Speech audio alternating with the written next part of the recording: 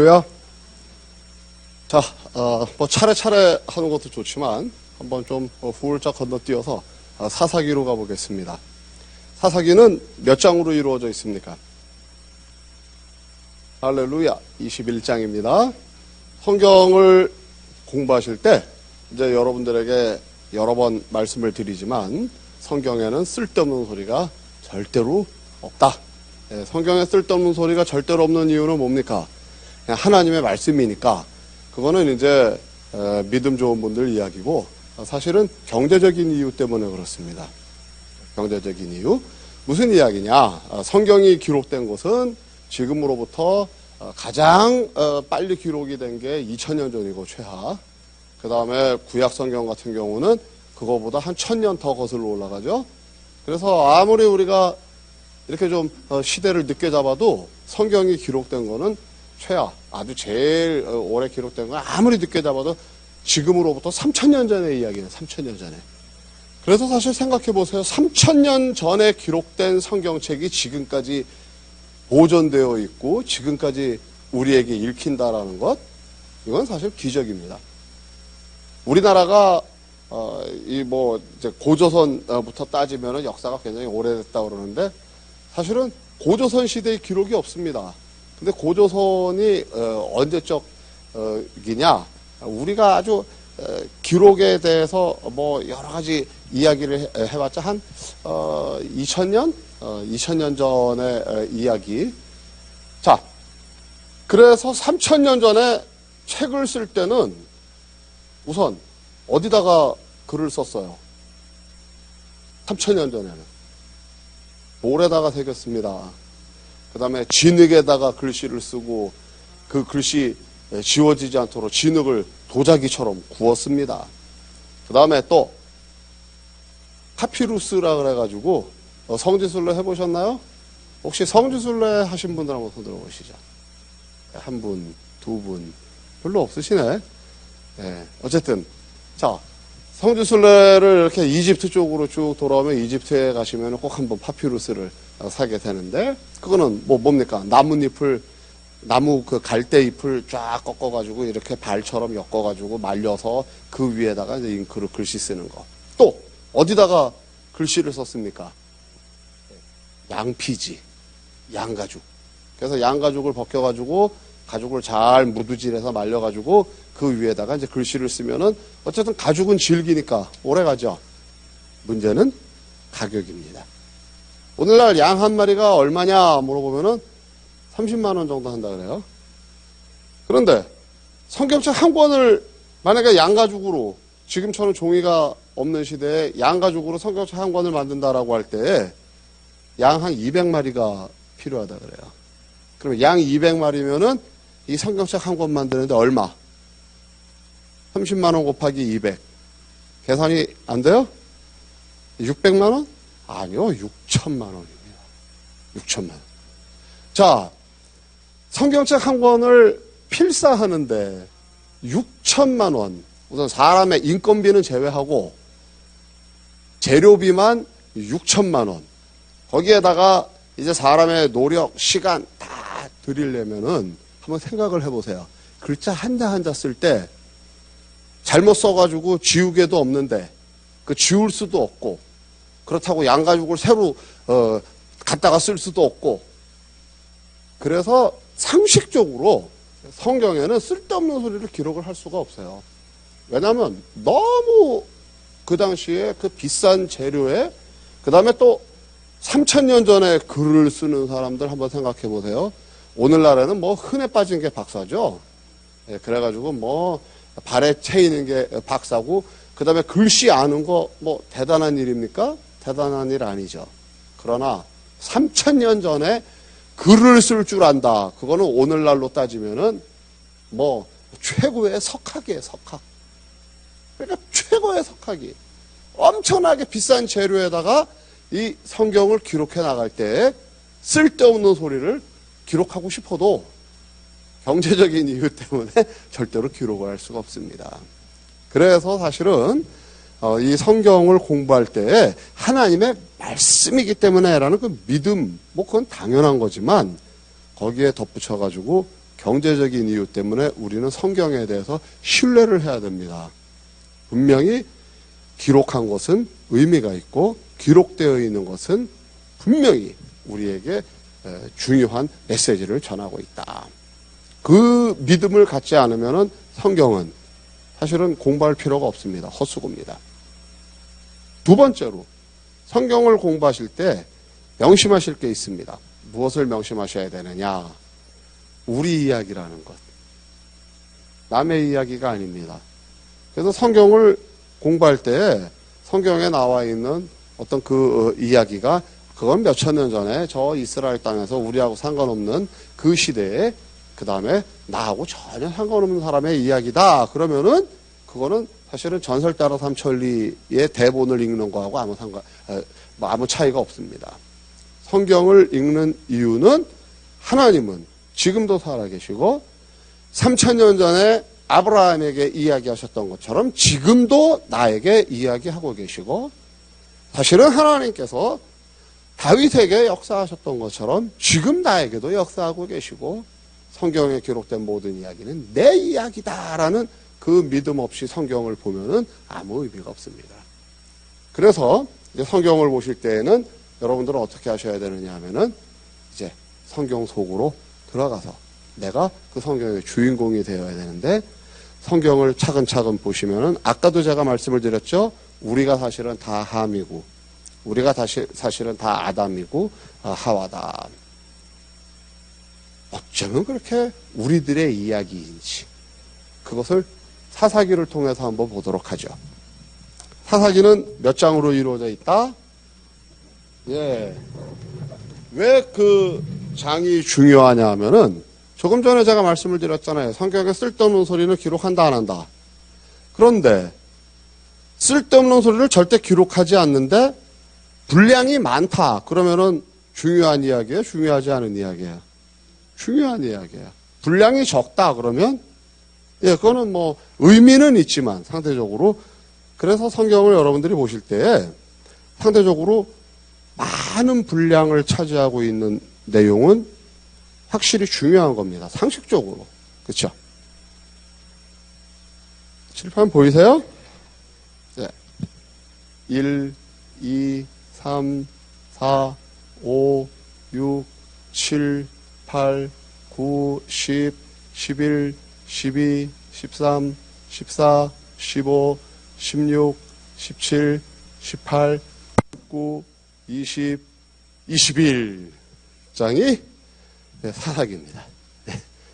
그런데 사사기를 공부하실 때 물론 이제 처음부터 끝까지 사사기를 그냥 샅샅이 여러분들이 다 연구하시는 거 굉장히 중요하지만 오늘은 시간이 제한되어 있잖아요. 그렇죠? 그래서 여러분들에게 핵심적인 것만 말씀을 드리고 아하 사사기에 이렇게 이런 내용이 들어있구나 한번 살펴보도록 하죠. 사사기를 보실 때 17장부터 21장까지는 일단 따로 떼놓으셔도 돼요. 왜? 붕어빵에 붕어 들어있다 안 들어있다.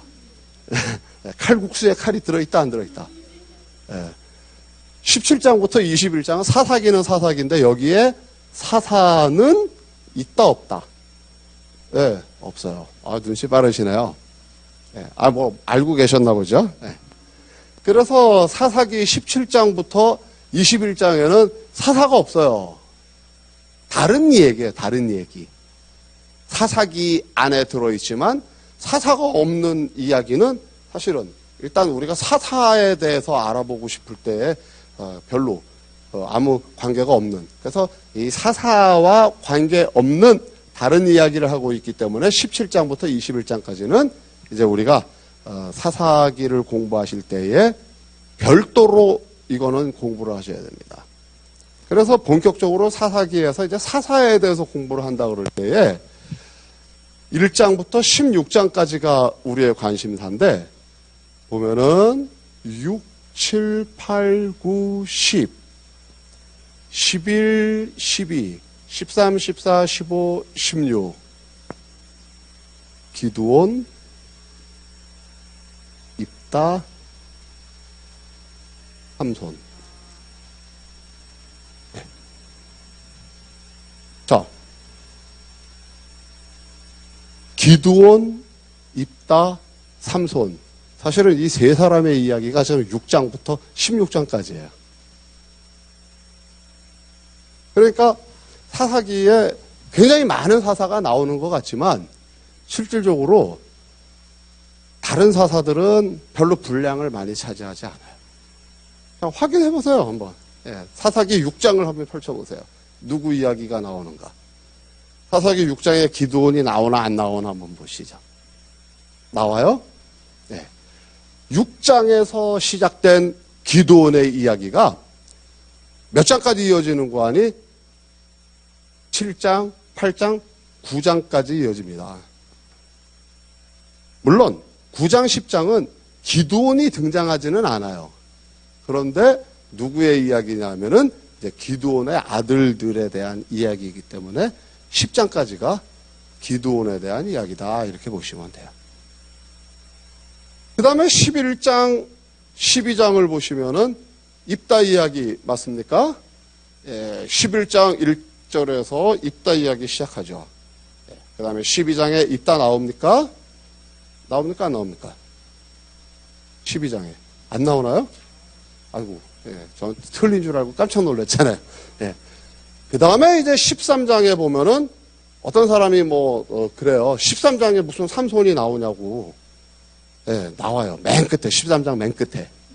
예, 그런데 13장은 아까 기드온처럼 삼손이 본격적으로 등장하지 않지만 누구의 이야기를 하고 있냐면은 삼손의 엄마 아빠 이야기로부터 시작하기 때문에 13장부터 삼손의 이야기입니다. 그래서 13장, 14장, 15장, 16장. 그렇죠? 네. 그래서 이제 여러분들이 사사기를 공부하실 때에 굉장히 잘 아시고 있겠지만은 이제 사사기에서는 일단 기드온, 입다, 삼손 요 세 사람에 대해서만 여러분들이 딱 기억을 하고 계시면 사사기 7장 그러면은 일단 이거 기드온과 관련된 이야기. 그다음에 사사기 12장 그러면 이거는 입다와 관련된 이야기. 그러면 일단 이제 위치를 찾아가기가 쉬워요. 그렇죠? 네. 그런데 이제 우리의 관심은 사사기 몇 장에 누구 이야기 나오느냐 그거 암기시키는 게 지금 이 시간의 목적이 아니라 바로 사사기에 엄청난 분량을 차지하고 있는 기드온, 입다, 삼손 이 세 사람을 통해서 성경의 영성, 어떤 영성? 우리가 오후 시간에는 성경의 복과 영성에 대해서 살펴보셨죠. 그런데 이제 그 복에 대해서 무슨 말씀을 드렸느냐 하면은 하나님께서 택하시고 부르시고 복 주신 사람에게 그 복을 돌이키시더라 안 돌이키시더라? 예, 절대로 안 돌이키십니다. 네. 그런데 아마 이제 여호수아서를 보시면은 나중에 집에 가셔서 여호수아서를 이렇게 쭉 성경 통독을 하시다 여호수아서 24장 20절을 보시면은 그 강사가 거짓말했네? 그러고서 팔짝 뛰실 거예요. 한번 보실래요? 여호수아서 24장 20절에 무슨 말씀이 나오는가? 제가 오후 내내 부르짖은 이야기를 한 방에 훅 하고 날려버리는 이야기가 나와요. 여호수아서 24장 20절을 보시면. 찾으셨어요? 예. 무슨 이야기가 나옵니까? 자, 다 같이 한번 봉독하시겠습니다. 자, 시작.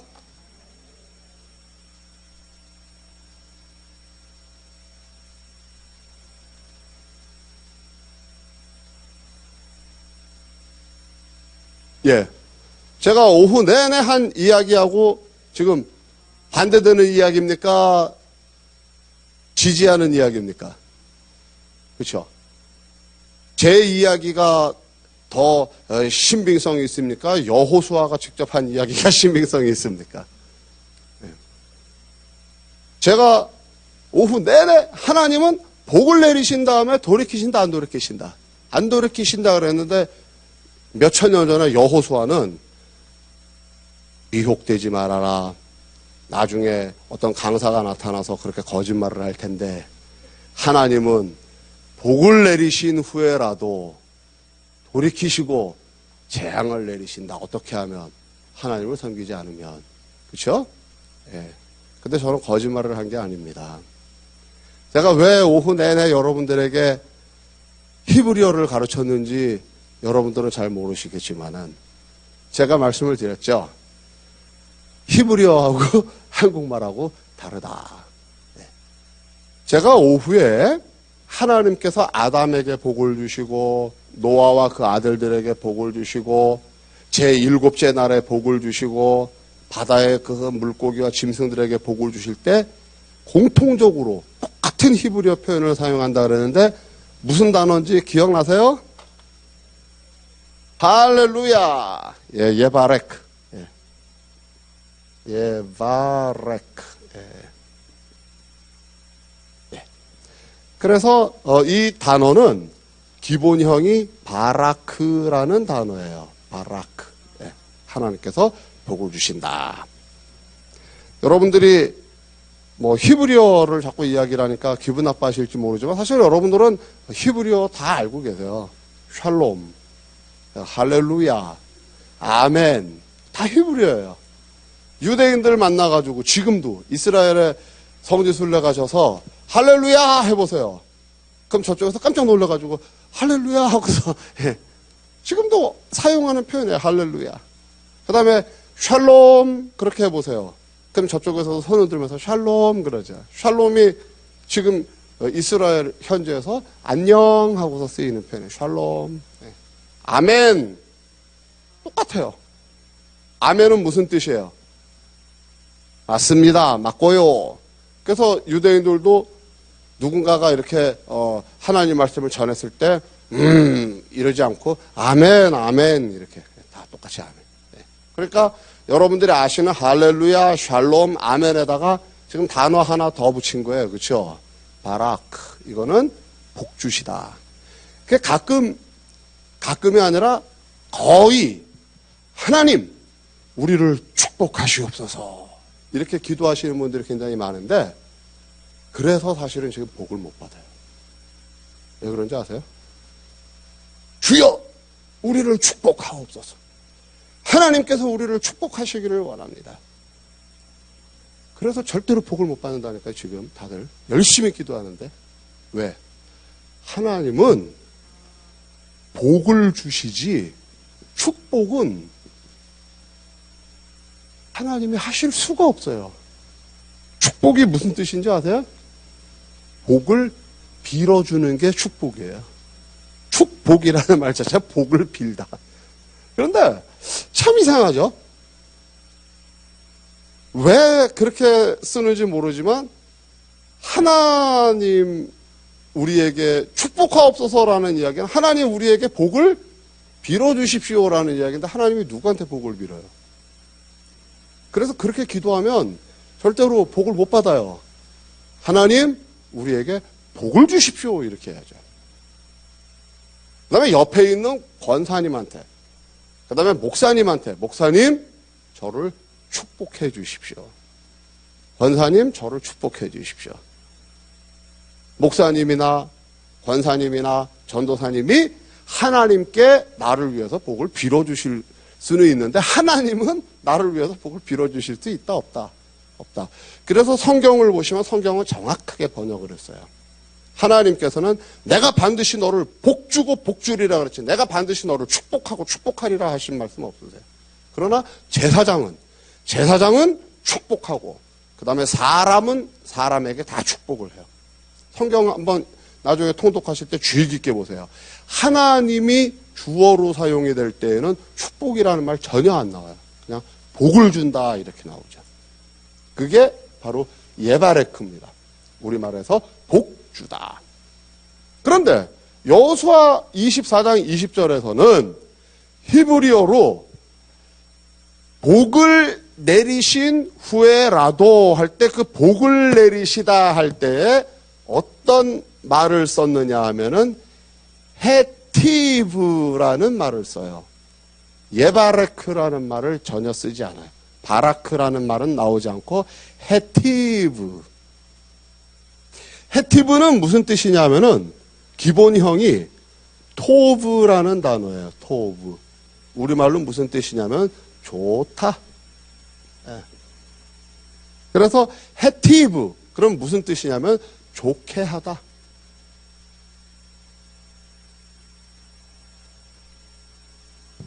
복을 주는 거하고 좋게 해주는 거하고는 조금 개념이 달라요. 근데 우리말로 옮길 때는 그냥 아니 좋은 게 좋은 거지 뭐. 좋은 거는 다 복이지 뭐. 그래서 우리말로는 그냥 복이라고 옮겼어요. 근데 히브리어에서는 바라크라는 동사가 아니에요. 아담과 하와에게 바라크 하시고 노아와 세 아들들에게 바라크 하시고 아브라함에게 바라크 하시고 그래서 여러분들이 알고 계시는 그 복의 개념은 전부 다 바라크라는 동사를 사용을 하는데 여호수아서에서 사용한 복은 바라크 동사가 아니라 토브라는 단어예요. 토브. 그래서 이 토브라는 단어가 변형이 돼가지고 해티브. 누구에게 좋게 하다. 그래서 이 여호수아 24장 20절을 제외하고는 하나님께서 복을 내리셨는데 그 복을 돌이키신다. 바라크를 돌이키신다 하는 얘기는 성경에 절대로 없습니다. 그래서 믿으셔도 돼요. 이게 이제 오늘 오후에 드릴 말씀인데 그렇기 때문에 하나님께서 복을 주시고 택하시고 사람들을 부르시는 그것을 이제 여러분들에게 소개하면서 성경의 복과 영성에 대해서 말씀을 드렸는데 이제 하나님께서 사람들을 부르시고 택하시고 사용하시는 그 내용을 사사기를 통해서 한번 보자 이겁니다. 자, 기드온, 입다, 삼손 이 세 사람이 사실은 이 사사기의 거의 대부분을 다 차지하고 있는데 기드온은 뭐 하다가 부르심을 받았습니까? 뭐 하다가? 예, 사사기 6장을 보시면 돼요. 6장부터 아까도 창세기 1장부터 쭉 나갔죠? 사사기 6장부터 이제 쭉 나갈 거니까. 자, 오케이. 뭐 성경 안 보고 대답하실 수 있으면 대답하셔도 좋습니다. 기도는 뭐 하다가? 할렐루야. 예, 농작물 이렇게 타작하다가. 그러면은 기도는 뭐 하는 사람인 것 같아요? 예, 뭐 농부다 이런 이야기는 없지만은 어쨌든 기도는 뭐 하다가 부름을 받았다? 예, 농사 짓다가 부름을 받았습니다. 그래서 기도는 농부일 가능성이 굉장히 많습니다. 그렇죠? 그러면은 이제 11장으로 한번 가서 입다는 뭐 하는 사람이에요?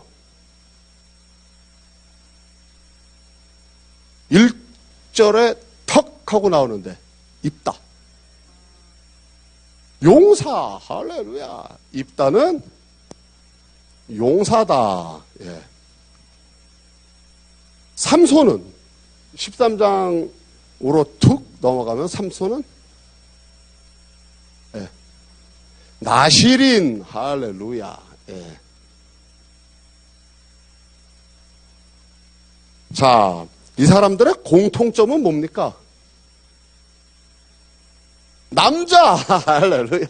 예, 또 예, 좋습니다. 남자라는 공통점이 있습니다. 또 두 번째는 무슨 공통점이 있습니까? 하나님 부르셨습니다. 예. 또 가장 중요한 공통점. 셋 다 사사. 예. 너무 차이점만 이야기하다 보니까 가장 중요한 공통점을 잊어버려서 셋 다 사사예요, 사사. 예. 그래서 사사는 뭐 하는 게 사사입니까? 원래 사사는 영어로는 영어 성경에 보면은 judge. 그래서 재판관이라는 뜻이에요. 그 다음에 히브리어로도 쇼프팀이라 그래가지고 재판관. 근데 이제 우리말로는 왜 판사, 검사 할 때 그 사사. 그래서 재판관들이라는 뜻이에요. 그럼 왜 재판관이라는 명칭이 붙었는지 이제 거기에 대해서 뭐 또 다른 주제니까 그건 나중에 따져보기로 하고 어쨌든 세 사람의 공통점은 뭐다? 예, 사사다. 그런데 그 사사로 부르심을 받은 세 사람을 보면은 굉장히 다양해요. 우리가 생각할 때 거의 뭐 이 로스쿨에 진학하는 사람들은 좀 뭔가 비슷비슷한 사람, 판사, 검사가 되는 사람들은 대부분 뭐 법대 나오고 뭐 시험 치고 이렇게 비슷한 과정을 다 거치잖아요, 이 세상에서는. 근데 하나님 나라의 사사들은 전부 다 코스가 달라요. 한 사람은 농부, 한 사람은 용사, 한 사람은 나시린.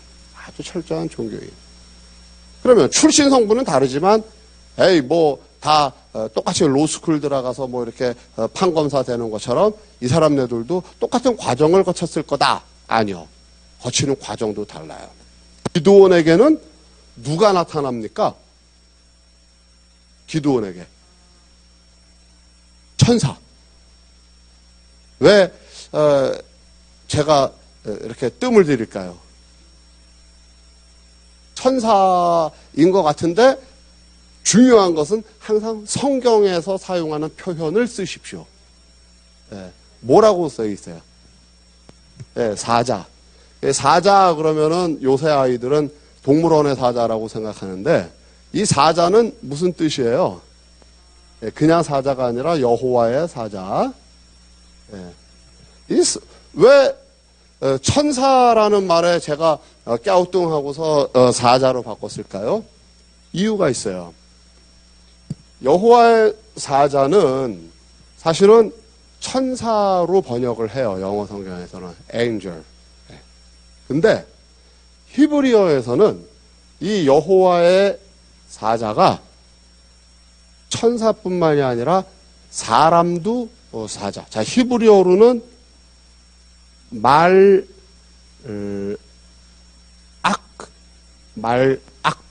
네. 히브리어로는 말악이에요. 그래서 여러분들이 아시는 구약성경 제일 마지막에 말라기는 말악 플러스 이예요. 그래서 히브리어로는 이는 나의라는 이제 소유격을 나타내는데, 그래서 말라기는 나의 사자라는 뜻이에요.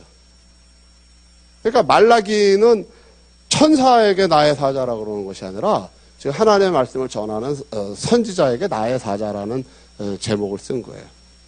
그래서 이 성경에 나오는 여호와의 사자가 천사인지 아니면 사람인지 사실은 몰라요. 구약 성경에서는 여호와의 사자는 사람도 된다. 근데 영어의 에인절은 사람이 에인절인 경우 있어요? 천사가 사람인 경우 있어요? 천사는 천사고 사람은 사람이죠. 그래서 여호와의 사자다. 이렇게 여러분들이 하셔야 돼요. 그러면 입다는 어떻게 사사가 됐어요? 네. 어떤 사람들? 할렐루야. 길르앗 장로들. 네. 그러면 삼손은 또 천사예요? 네. 네. 삼손은 예. 그게 이제 우리말 성경에서는 영어하고 이제 이렇게 비슷하게 하는데 천사라고 한 이유는 이제 그 마노아 마노아에게 막 이렇게 여러 가지 이적을 행하죠. 그러니까 이제 사람이 아니라 천사일 거다 이렇게 해서 이제 번역을 했는데 어쨌든 좋습니다. 성경에 천사라고 나왔으면 좋습니다. 천사라고 하십시다.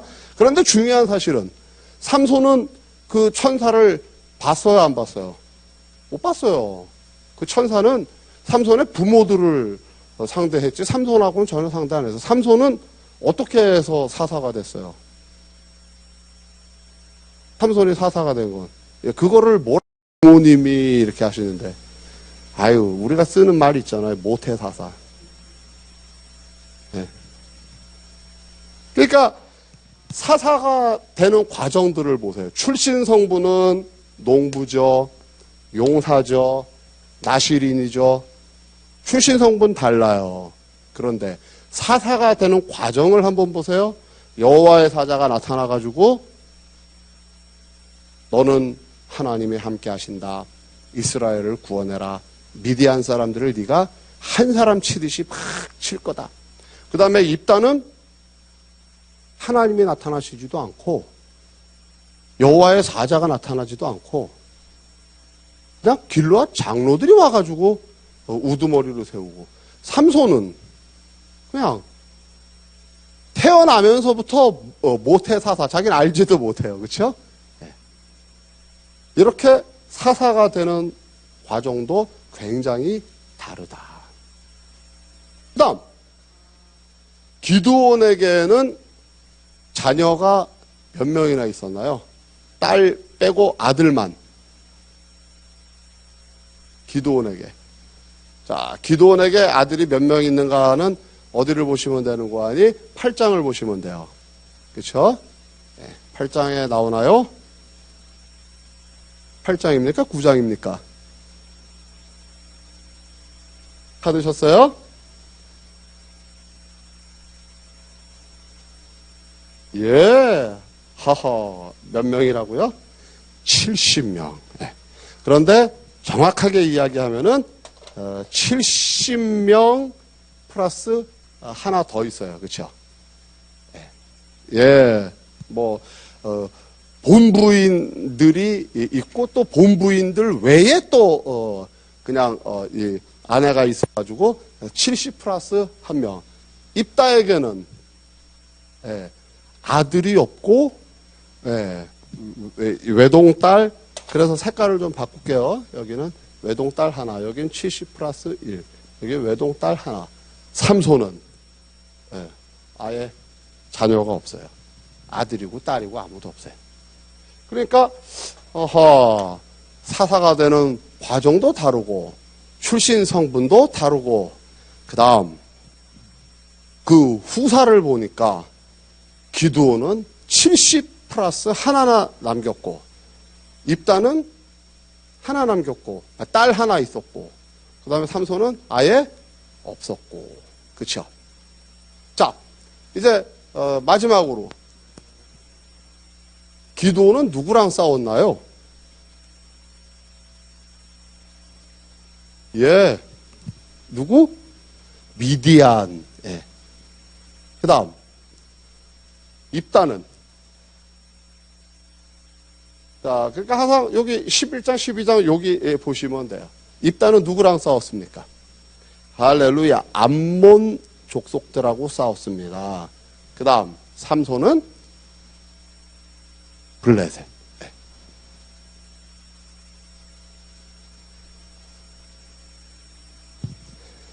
그래서 이제 우리는, 이 성경의 기록을 보니까 하나님께서 다 똑같은 사사로 세우셨는데 출신, 성분도 다르고 사사가 되는 과정도 다르고 그 다음에 나중에 남긴 후사도 다르고 싸운 대상도 다르고 그렇죠? 다 다르고 그런데 중요한 것은 뭡니까? 그럼에도 불구하고 또 공통점이 있죠? 어떤 공통점?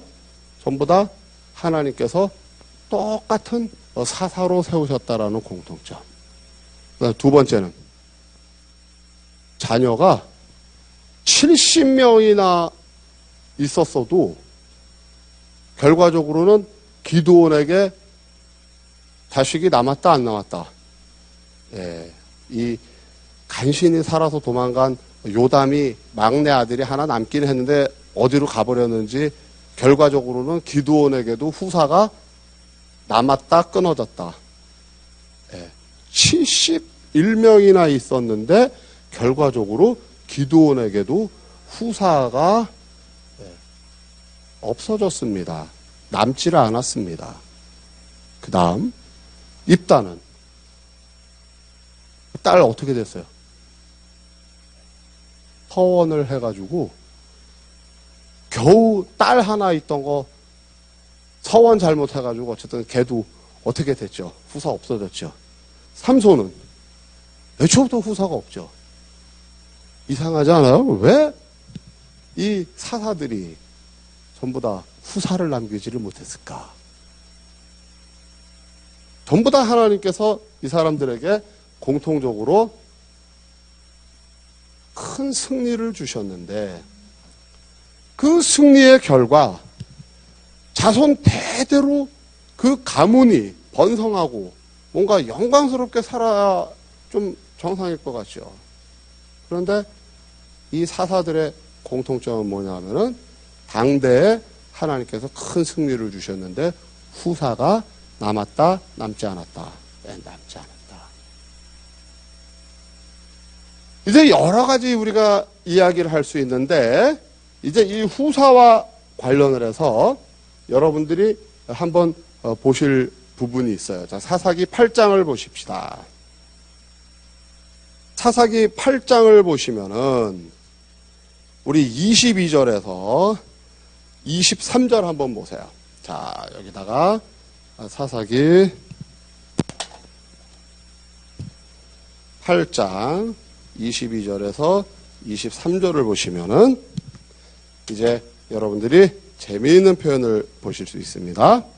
자, 그때 이스라엘 사람들이 기드온에게 이르되 당신이 우리를 미디안의 손에서 구원하셨으니 당신과 당신의 아들과 당신의 손자가 우리를 다스리소서 하는지라. 기드온이 그들에게 이르되 내가 너희를 다스리지 아니하겠고 나의 아들도 너희를 다스리지 아니할 것이요 여호와께서 너희를 다스리리라 하니라. 다스리시리라 하니라. 자, 여기서 이제 왕이라는 말은 없어요. 그렇죠? 그런데 보세요. 사사와 왕의 차이는 뭘까요? 사사도 절대적인 권력을 가지고 있고 왕도 절대적인 권력을 가지고 있고 뭐 대통령도 절대적인 권력을 가지고 있는데 왕의 가장 큰 특징은 뭐냐면은 세습이에요.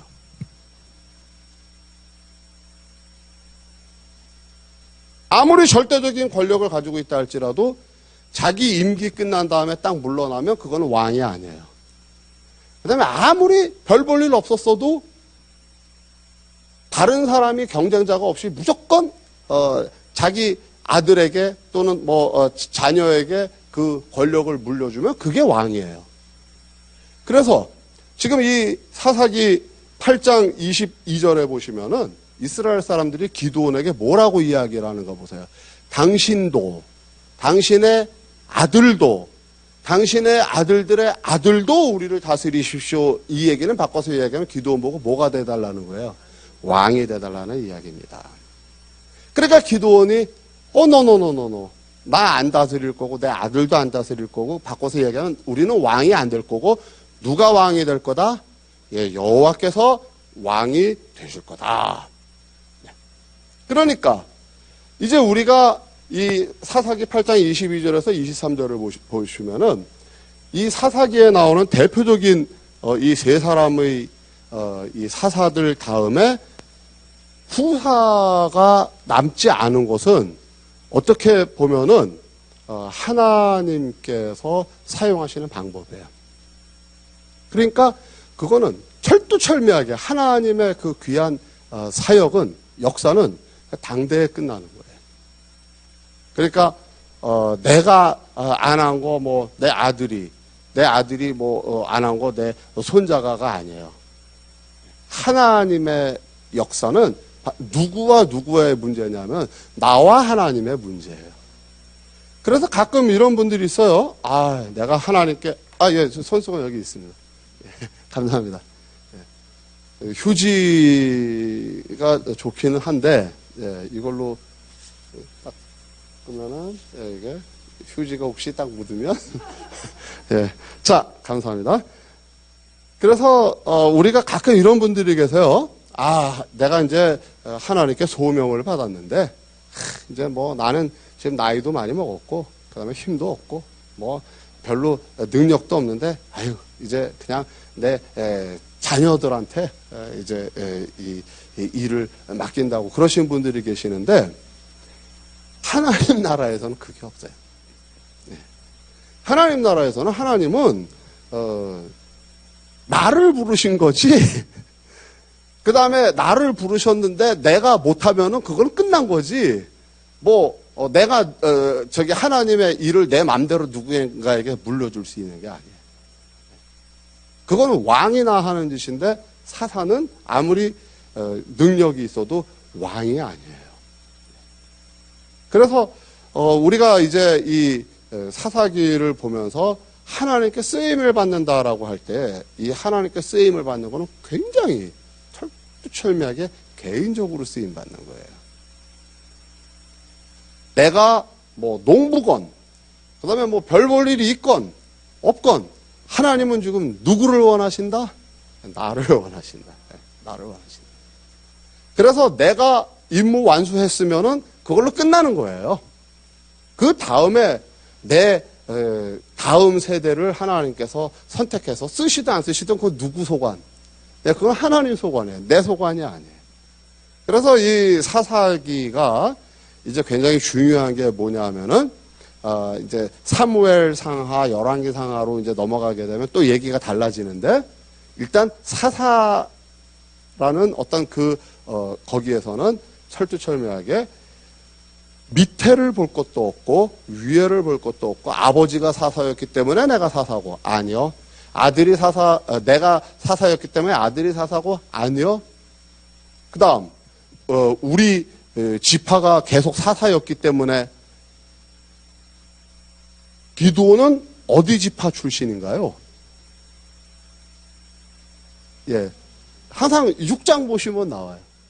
예. 아니요. 나는 어디 중에서도 가장 작습니다. 할렐루야. 므낫세. 예. 므낫세. 입다는 길르앗 사람. 그렇죠? 삼손은 예. 13장에 보시면 지파는 아버지 지파 네? 예. 단 지파. 그렇죠? 그러니까 지금 세 사람 다 지파도 다르죠.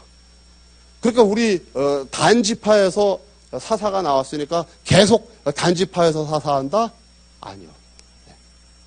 그래서 이제 이 사사 방식으로 하나님께 쓰임을 받느냐, 아니면 이제 열왕기 방식으로 하나님께 쓰임을 받느냐, 여러분들이 이제 생각을 하실 때 사사 방식으로 하나님께 쓰임을 받는 것은 내 다음에 누가 이 일을 할지, 내 다음에 누가 쓰임을 받을지 그거는 내 소관이다 아니다?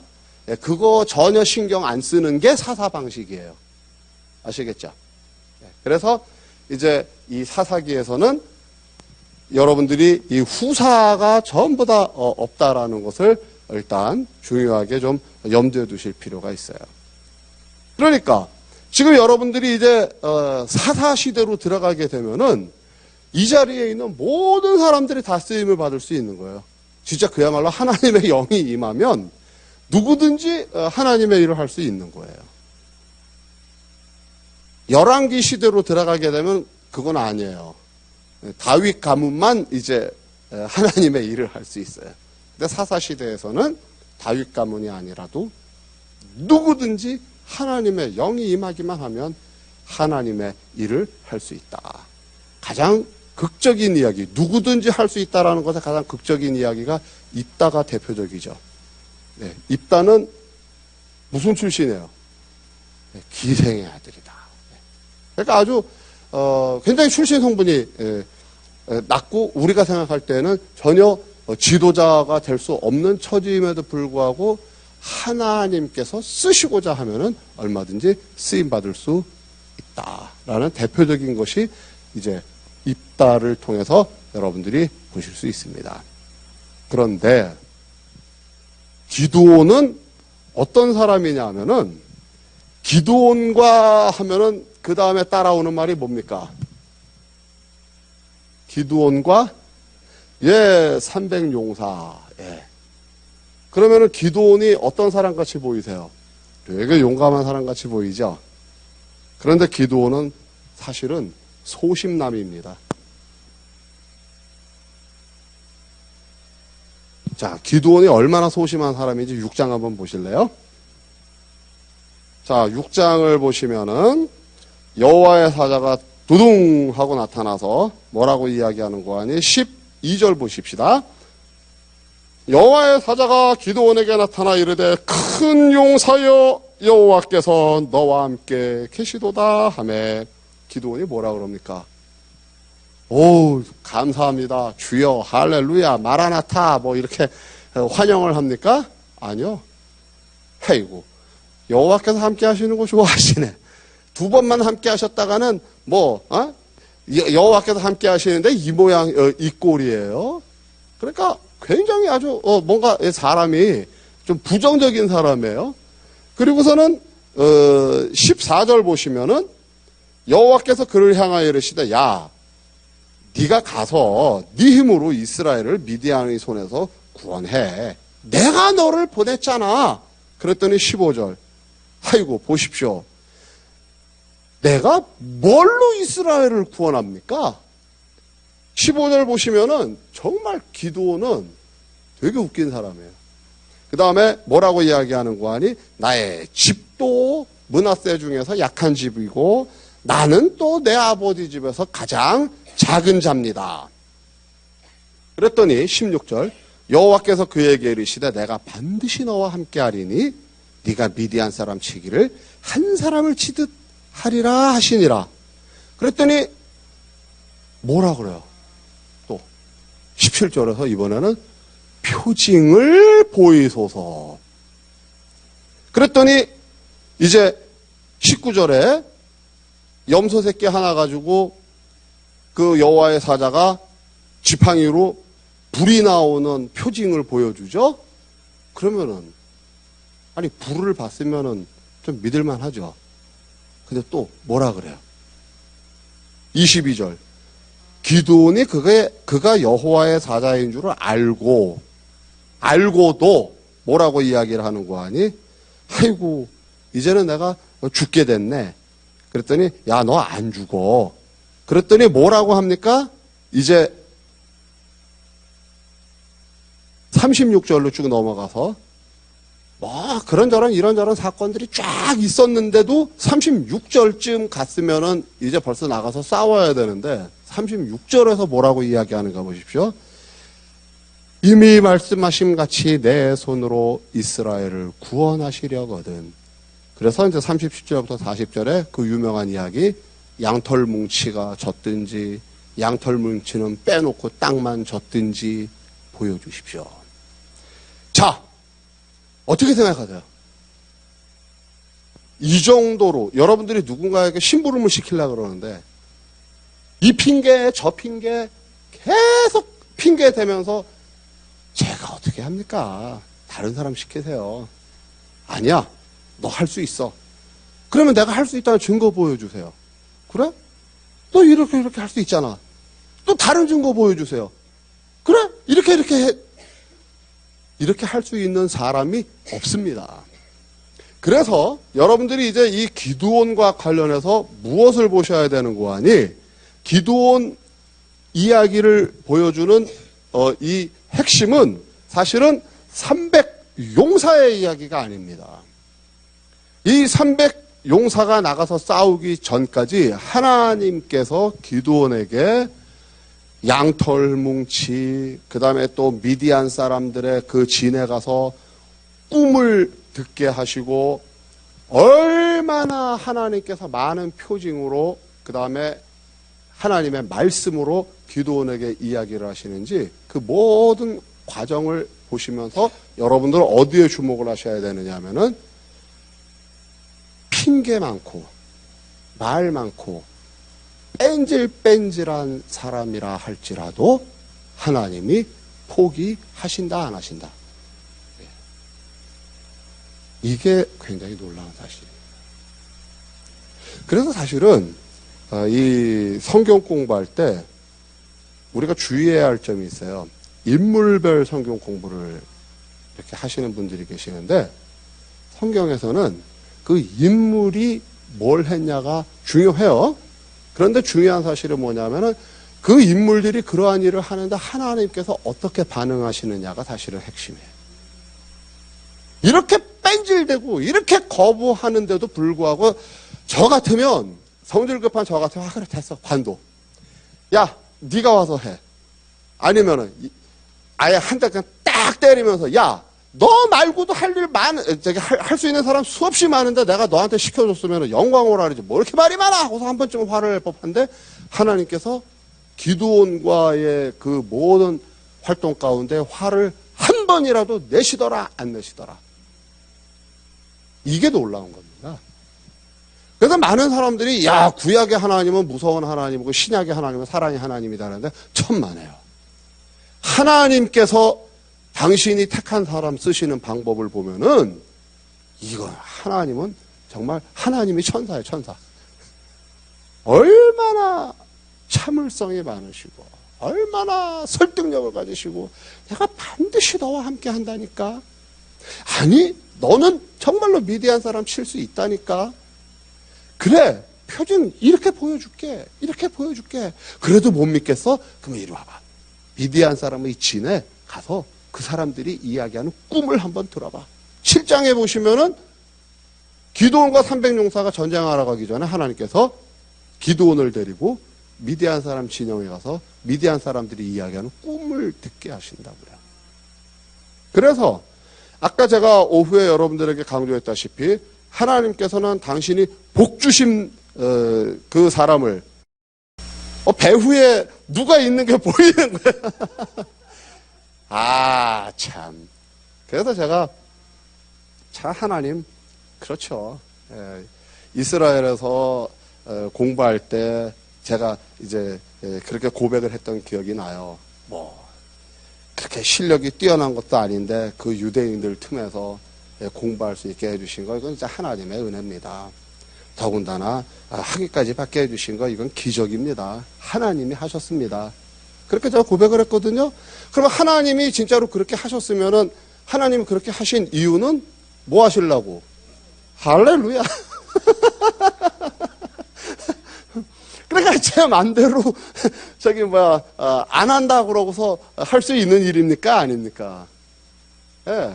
그래서 야, 참 하나님께서 이렇게 택하시고 부르시고 사용하시겠다 이렇게 작정을 하셨는데 그건 안 한다고 할 수 있는 게 아니구나. 그래서 사실은 기드온의 이야기가 남의 이야기가 아니라 제 이야기입니다. 그런데 중요한 것은 한번 다르게 생각을 해보는 거예요. 기드온이 입힌 게 접힌 게 안 되고 여호와의 사자가 나타나가지고 용사여 하나님이 너와 함께 하시니까 미디안 사람 가서 쳐라 그랬을 때 yes sir 하고서 나가서 쳤으면 사사기가 이렇게 길 필요가 없어요. 6장에서 그냥 끝나요. 그렇죠? 6, 7, 8, 9. 그 다음에 이제 9장, 10장 넘어가면 굉장히 이제 좀 슬픈 이야기가 나와요. 복잡한 이야기가 나와요. 그러니까 인생을 아주 간단하게 살 수도 있고 복잡하게 살 수도 있고. 그래서 저도 지금 생각해 봐요.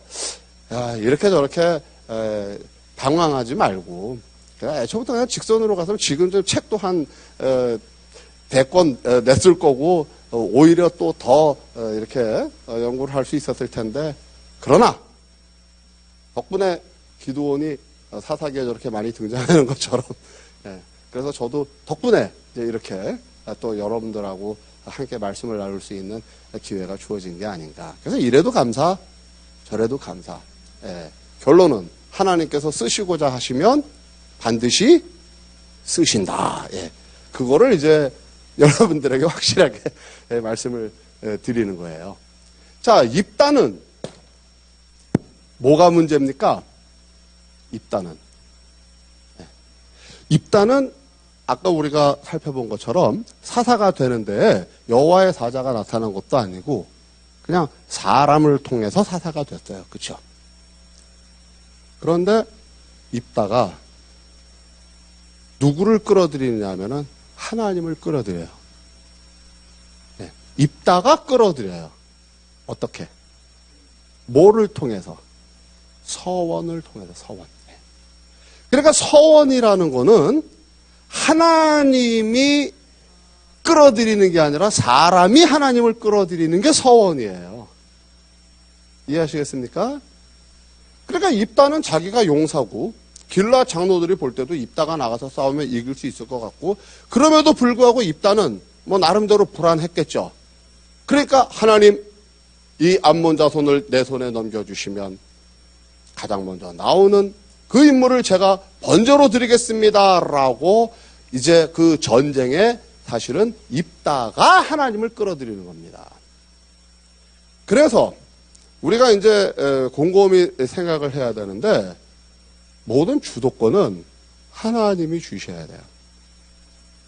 그래서 사실 우리가 어떤 일을 할 때 무슨 선교를 한다든지, 그다음에 무슨 사역을 한다든지 이렇게 막 계획을 세워놓고 하나님을 끌어들이는 거냐, 아니면은 나는 갈 바를 알지 못하고 있는데 하나님이 나를 끌어가시는 거냐에 따라서 조금 상황이 달라질 수가 있어요.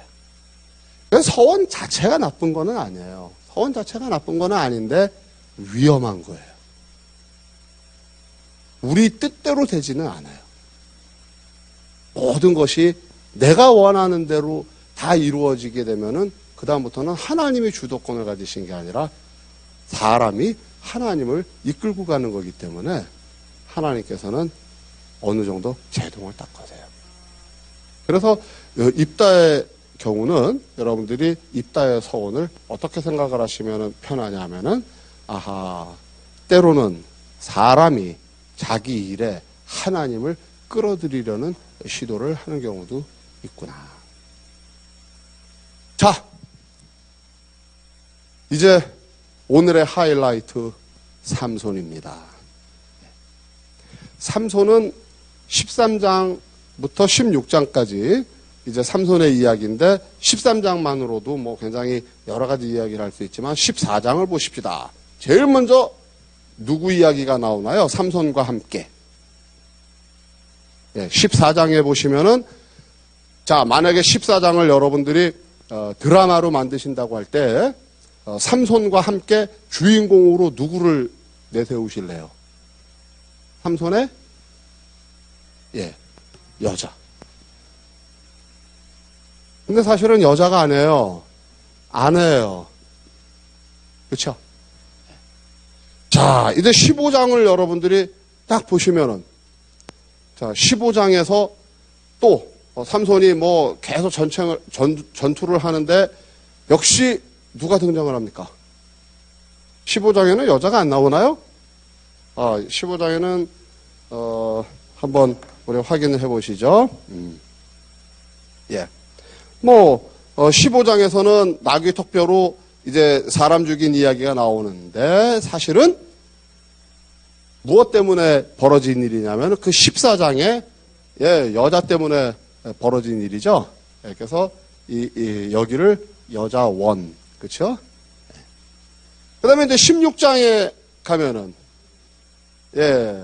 들릴라 전에 여자가 또 있어요. 그래서 여자 투, 그렇죠?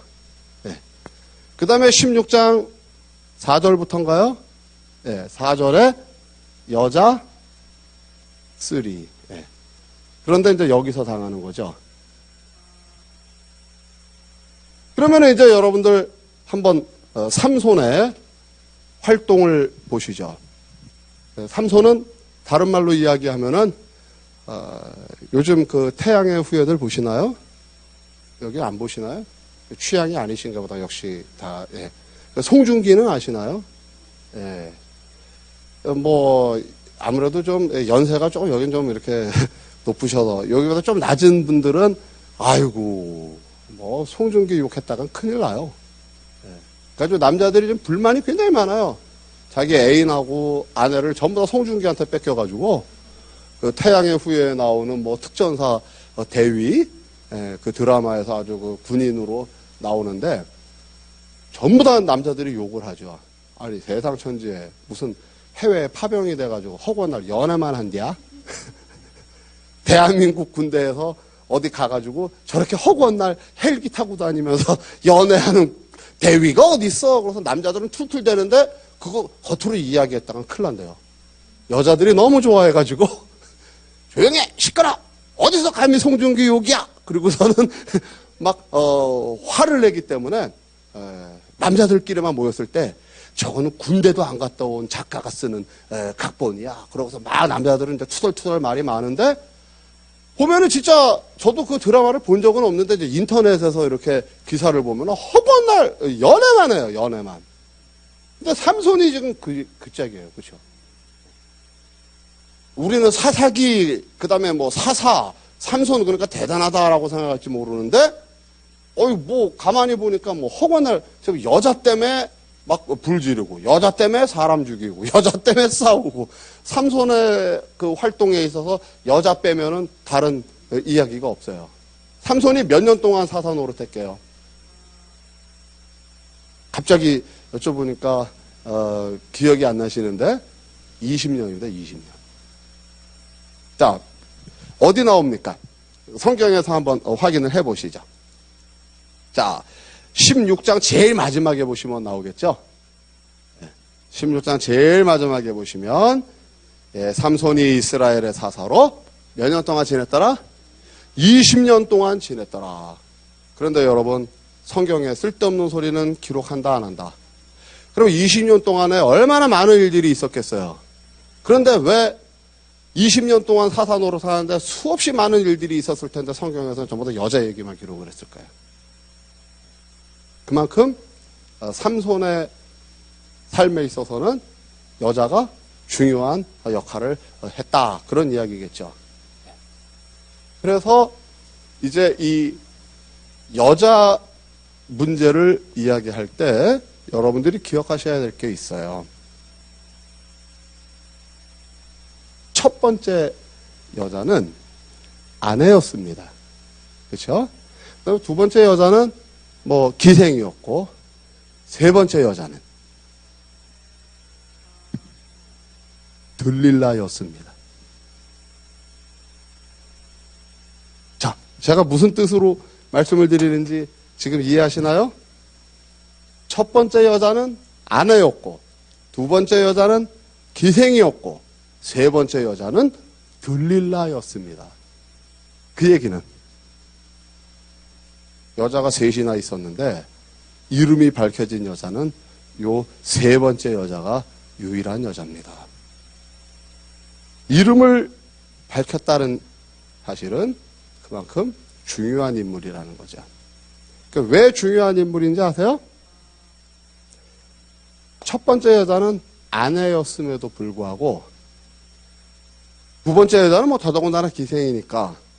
그런데 이 세 번째 들릴라에 대해서만은 삼손이 사랑이라는 단어를 사용합니다. 자, 16장 4절을 보시죠.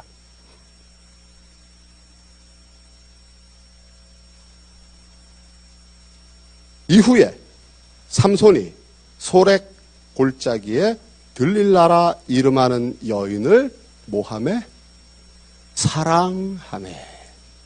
근데 이 첫 번째 아내 되었던 여자한테는 사랑하매라는 표현을 쓰지 않고 14장 3절 보세요.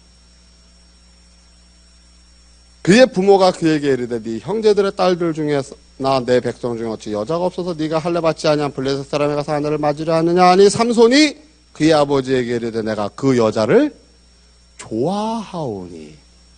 좋아하는 거하고 사랑하는 거하고는 달라요. 좋아하는 거는 그냥 좋아하는 거고요. 사랑하는 거는 사랑하는 거는 미친 거예요. 정말로. 자, 그래서 사랑하는 게 왜 미친 건지 한번 보세요. 다시 16장을 보세요. 16장에서 이제 들릴라가 삼손의 비밀을 알기 위해서 노력을 하죠. 그런데 처음에는 삼손이 계속 거짓말하죠. 맨 마지막에 이 여자가 보라고 말할 때 삼손이 무너지는가 한번 보세요. 예. 사랑이라는 단어를 써요. 자, 15절 보세요. 다 같이 15절 시작.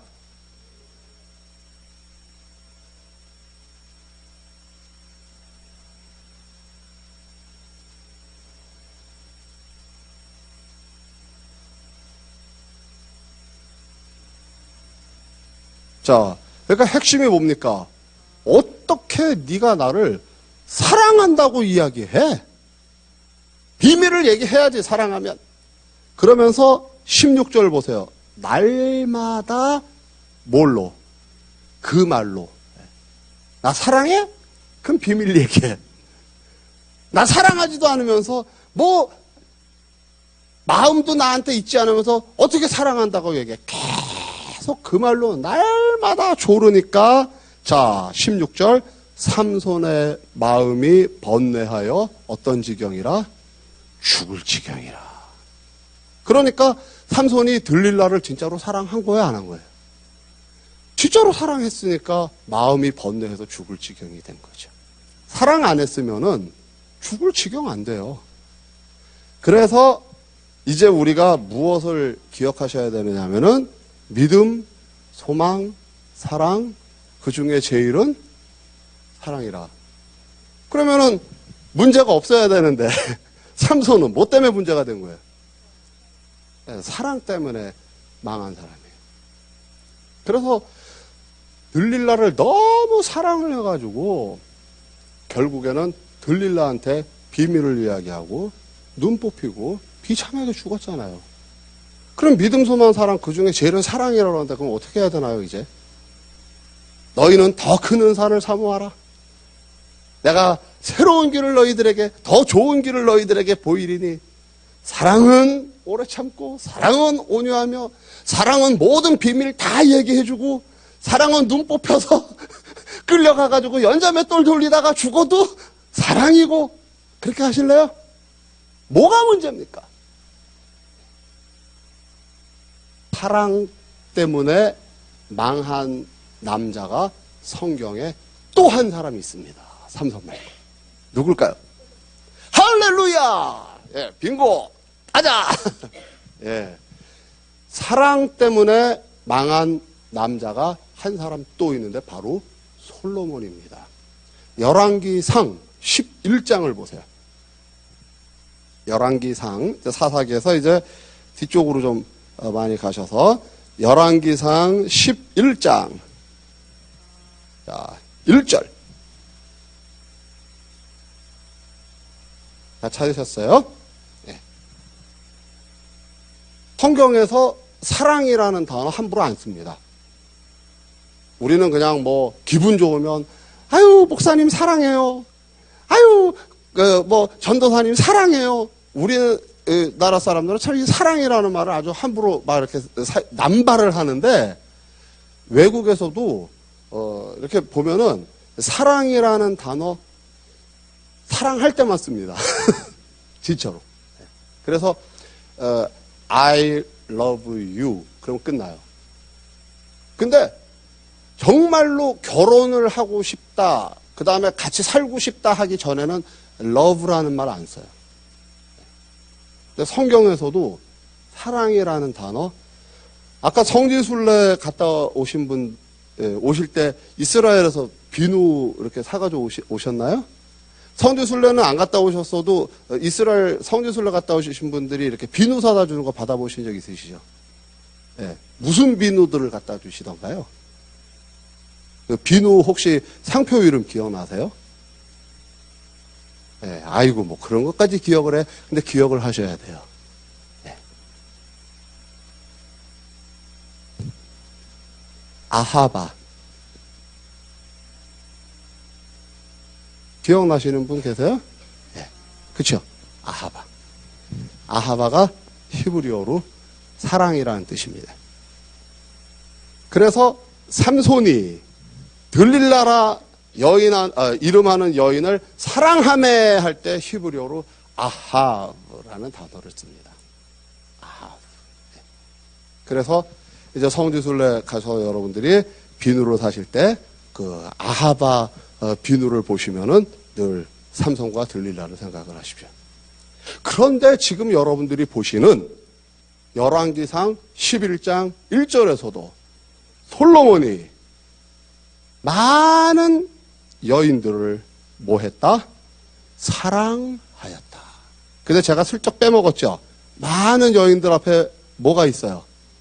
이방의 많은 여인들을 사랑하였더라. 이때도 히브리어로는 아하브라는 동사를 사용해요.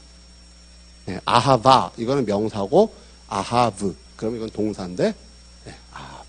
솔로몬이 이방의 많은 여인들을 아하브했다. 그런데 제가 성경에서 반복되는 표현은 중요하다 그랬죠. 솔로몬이 아하브했다라는 말을 한 번 쓰지 않고 그 밑에 보세요.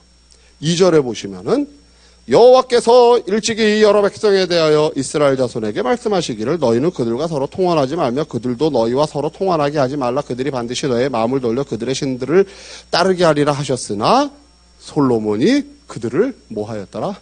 사랑하였더라. 네. 그래서 어떻게 돼요?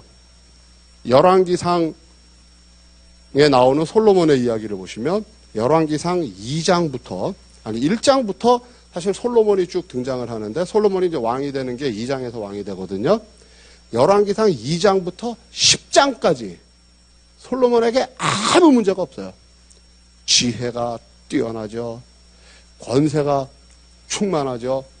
그 다음에 부귀 영화가 뭐 엄청나죠. 막 사방팔방에서 솔로몬의 지혜와 그 권세와 부귀 영화를 구경하러 오죠. 10장까지. 근데 딱 11장에서 솔로몬이 이방의 많은 여인들을 사랑함에 그 이후에 솔로몬의 왕국은 땡.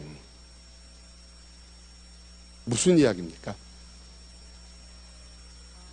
이제 사사기에 나오는 삼손의 이야기와 가장 뛰어난 왕이었던 솔로몬의 이야기에서 사실은 두 사람은 칼에 망하지 않았습니다.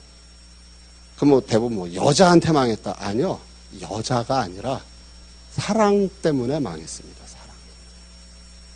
그러면 사랑의 문제가 뭘까요? 해야 됩니까? 하지 말아야 됩니까? 사랑. 어떻게 해야 되나요? 네, 할렐루야. 해야 되는데 어떻게 해야 됩니까? 어떻게? 네, 어떻게가 아니라 무엇을의 문제입니다. 사랑의 대상이 가장 중요합니다. 그래서 이제 여러분들 성경의 구약 성경의 아주 핵심이 되는 구절이 신명기 6장 4절 이하에 나오는 쉐마라는 거 들어보셨죠? 이스라엘아 들으라. 그 다음에 무슨 말씀이 이어집니까? 주 너의 하나님 여호와는 오직 하나이신 여호와시니 너는 마음을 다하고 성품을 다하고 뜻을 다하고 내 힘을 다하여 주 너의 하나님을 할렐루야 사랑하라. 그러니까 이 쉐마의 핵심은 뭡니까? 역시 사랑인데 그 사랑의 대상이 누구여야 된다라는 겁니까? 하나님이어야 된다라는 겁니다. 그래서 많은 사람들이 저를 포함을 해서 사랑은 무조건 좋다고 생각을 합니다. 그렇죠? 사랑이 넘치네요. 그런데 사랑이 넘치는 건 좋은데 그 대상이 정확해야 됩니다.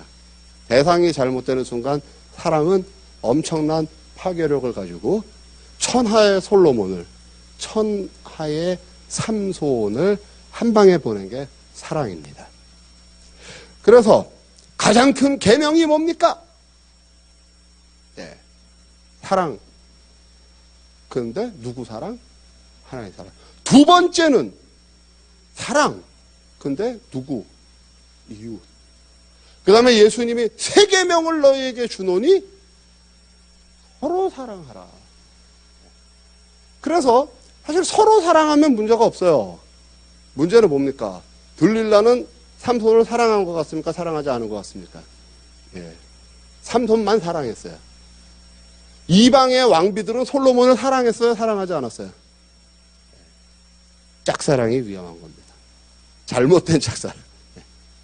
서로 사랑하면 이방의 여인들이 솔로몬을 자기들 신 쪽으로 끌고 갔을까요? 아니죠.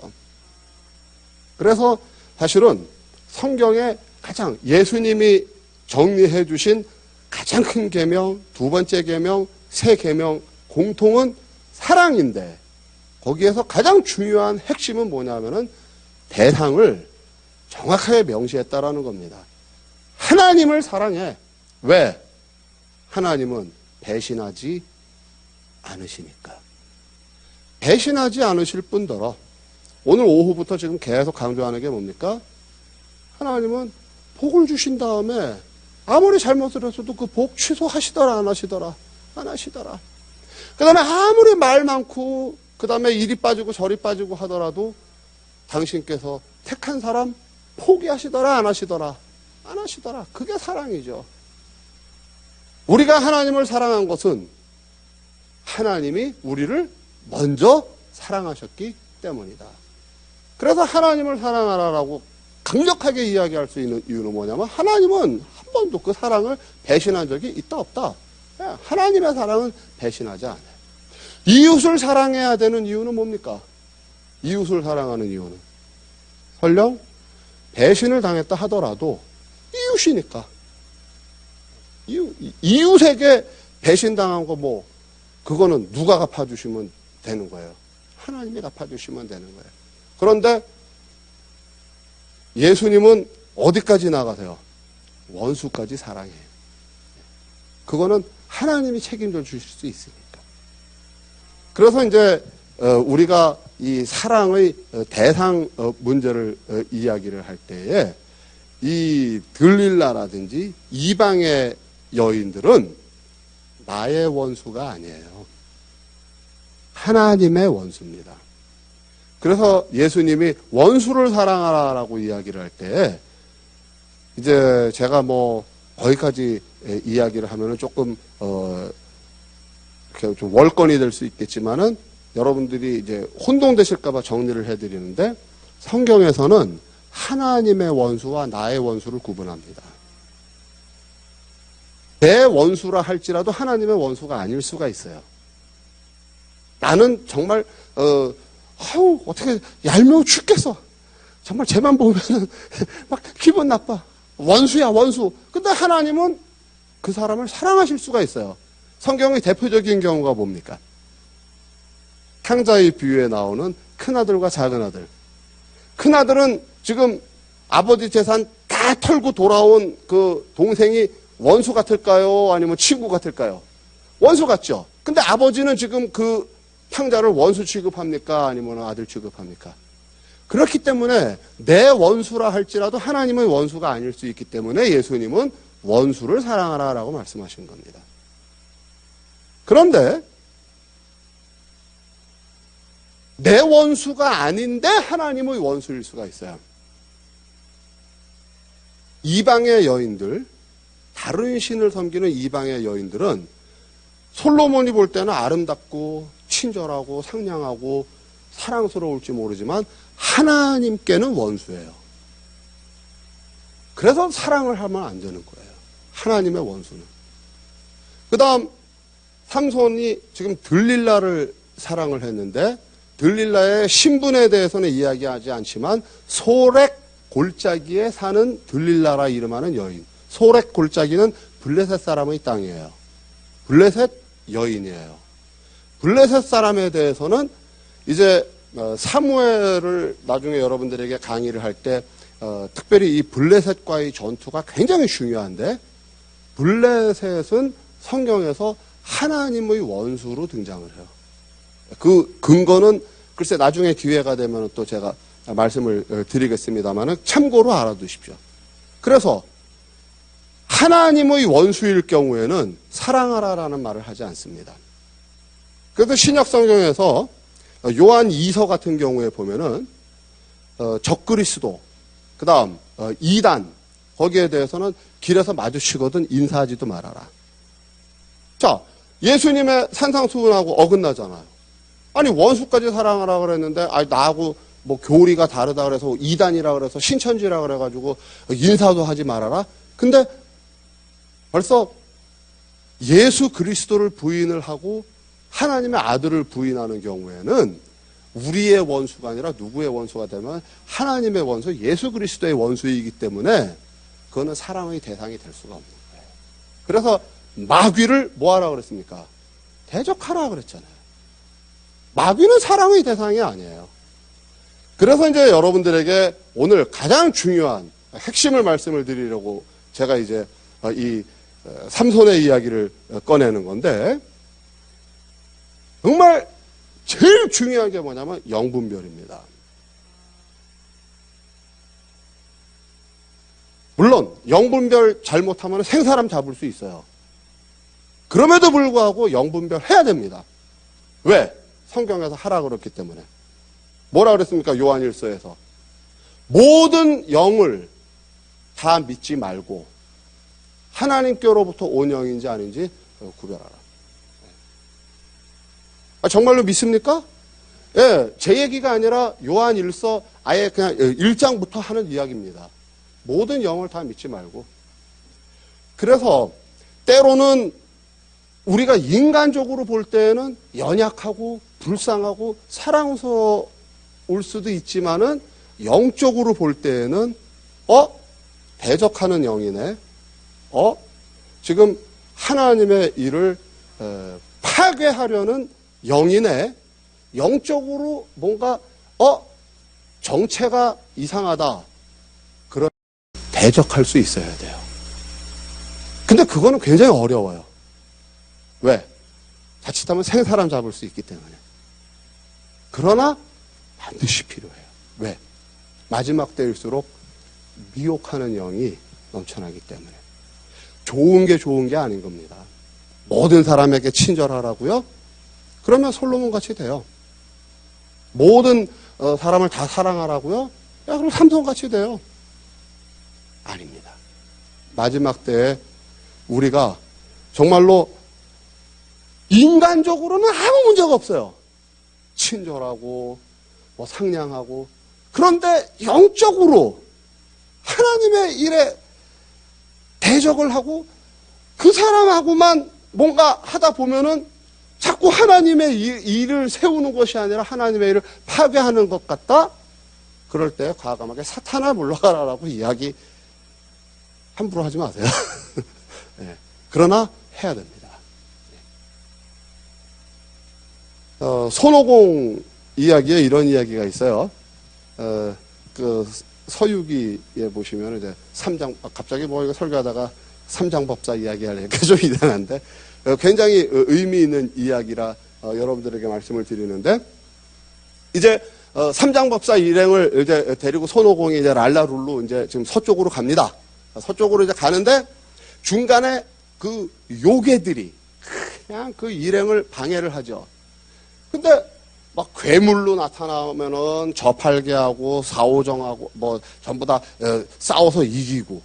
그러니까 이 요괴들이 도저히 상대가 안 되니까 어떻게 이제 수법을 바꿨느냐. 완전히 그냥 병들어서 다 늙어 죽어가는 노인의 모습으로 길에 이렇게 싹 쓰러져 있는 거예요. 그러니까 삼장법사가 손오공 보고, 야, 저 연약하신 노인네 네가 업어서 지금 저 마을까지 모셔다 드리도록 하라. 그래서 손오공이 딱 업었는데 병든 노인네면은 굉장히 가벼워야 될 텐데 묵직하거든요. 그러니까 손오공이 딱 알아차린 거예요. 이놈이 요괴가 지금 노인의 모습으로 둔갑을 했구나. 그래가지고 여의봉을 꺼내서 그냥 딱 때려 죽였어요. 그랬더니 삼장법사가 이런 미친 원숭이 같은 이라고, 네 놈이 그래, 저기 이 연약한 노인을, 그렇게 몽둥이로 때려 죽일 수 있느냐고 막 삼장법사가 막 길길이 뛰는데 손오공이 아무리, 이게 요괴예요. 그래도 삼장법사는 눈에 보이지가 않는 거예요. 예. 그 이야기가 이제 서유기에 나오는데 사실은 오늘날 이 시대를 살아가는 우리들의 이야기일 수도 있습니다. 사랑이라는 미명하에 모든 것을 용납을 하고 모든 것을 덮다 보면은 들릴라한테 눈 뽑히고 블레셋 사람들한테 끌려가고 맷돌 돌리다가 비참하게 채워 맞힐 수 있고, 솔로몬처럼 그저 좋은 게 좋다고 다 용납하고 다 받아들이다가 하나님의 나라가 와장창 깨질 수 있다라는 거예요. 그래서 단순히 솔로몬의 이야기하고 삼손의 이야기를 무슨 여자 문제, 무슨 불륜의 문제로 해석을 하시면 안 되는 거예요. 굉장히 영적인 이야기입니다. 그래서 여러분들이 가능한 한 정말로 이 시대에는 영분별을 꼭 해야 됩니다. 사랑의 대상이 누구인가. 그래서 영분별을 그냥 무슨 하는 게 아니라 사랑이라는 기준을 가지고 내가 사랑을 해야 할 이웃인가, 내가 사랑을 해야 할 형제인가, 그것을 여러분들이 딱 보시면은 어느 순간에 정체가 드러나게 돼 있어요. 오늘 타사기를 조금 훑으면서 결과적으로 이제 하나님이 어떤 분이신지 여러분들에게 말씀을 드렸고, 그 다음 이제 하나님에게 쓰임 받기 위해서 우리가 할 수 있는 일은 없습니다. 그러나 이제 적어도 단 한 가지, 사랑의 대상을 분별하는 것은 그거는 우리가 해야 할 일인 겁니다. 그래서 하나님이 또 우리 주님이 계명으로 주신 겁니다. 그거는 누가 해야 되는 일이다? 우리가 해야 되는 일입니다. 사랑의 대상을 분별하는 것은. 그래서 솔로몬처럼, 삼손처럼 이방 여인에게 우리의 사랑을 낭비해서는 안 됩니다. 그건 죽음입니다. 사랑의 대상을 정확하게 찾고 그 정확하게 찾은 사랑의 대상, 이웃과 형제를 정확하게 찾았으면은 이제 그때는 정말로 열심히 사랑하는 겁니다. 오늘 성경에 나타난 영성의 문제를 다루면서 강의를 여기서 마치도록 하겠습니다. 감사합니다. 기도하겠습니다. 주님 감사합니다. 저희들을 먼저 사랑하시고 저희들에게도 사랑할 수 있는 힘을 주신 것 감사합니다. 그러나 주님, 때로 저희들이 대상을 잘못 선택할 때가 많이 있음을 고백합니다. 하나님 대신 세상을 사랑할 때가 있고 형제나 이웃 대신 하나님의 원수를 사랑할 때가 있음을 고백하오니 존귀하신 주님, 성령의 귀한 은사를 통해 저희들의 영안이 열려지게 하시고 영을 분별하게 하시고 하나님 나라를 위해 우리가 사랑할 수 있는 대상을 분명하게 볼 수 있는 귀한 은사를 허락하여 주시옵소서. 특히 이 마지막 때에 영분별하는 귀한 은사를 허락하여 주시어서 하나님의 귀한 사랑을 낭비하는 일이 없도록 도와주시옵소서. 저희를 사랑하신, 저희를 위해 죽으신, 앞으로도 하나님의 사랑을 저희들을 통해 나타내시는 존귀하신 예수 그리스도 이름 받들어 간절히 기도드립니다. 아멘.